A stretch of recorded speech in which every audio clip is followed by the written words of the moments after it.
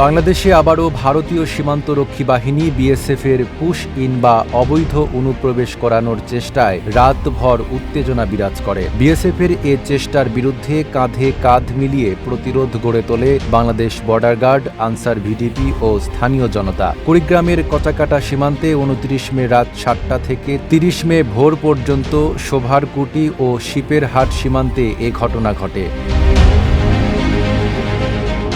স্থানীয় সূত্র জানায়, ভারতের আসাম রাজ্যের ধুবড়ী জেলার গোপালগঞ্জ থানার বিএসএফ সদস্যরা ২টি পিকআপে করে ৫০ থেকে ৬০ জন নাগরিককে নিয়ে আসে সীমান্তবর্তী ফাইসকারকুটি গ্রামের একটি স্কুলে। সেখানে লাইট বন্ধ করে পরিকল্পনা করা হয় তাদের বাংলাদেশে অনুপ্রবেশ করানোর। কিন্তু বিষয়টি টের পেয়ে সীমান্ত এলাকার শত শত মানুষ তাৎক্ষণিকভাবে জড়ো হয়ে পাহারা দিতে শুরু করে। ওয়ালটন আবারও মিলিনিয়ার অফারে ওয়ালটন ফ্রিজ কিনে আপনিও হয়ে যেতে পারেন মিলিয়নিয়ার। মিলিনিয়ার ছড়াছড়ি দেশ জুড়ে, এটা শুধু ওয়ালটেনই পারে।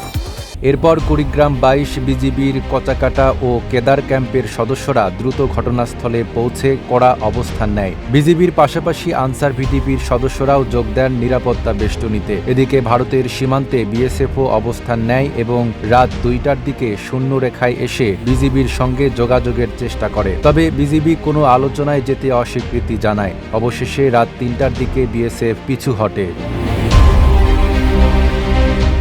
ঘটনার সত্যতা নিশ্চিত করে কুড়িগ্রাম ২২ বিজিবির অধিনায়ক লেফটেন্যান্ট কর্নেল মাহবুবুল হক বলেন, সীমান্ত দিয়ে কোনোভাবেই অবৈধ পুশ ইন হতে দেওয়া হবে না। বিজিবি, আনসার ও সীমান্তবাসী মিলে কঠোর নজরদারির মাধ্যমে তা প্রতিহত করা হচ্ছে। এই ঘটনায় সীমান্ত জুড়ে নিরাপত্তা আরও জোরদার করা হয়েছে বলেও জানান তিনি। নাইম আরাবী, ঢাকা পোস্ট।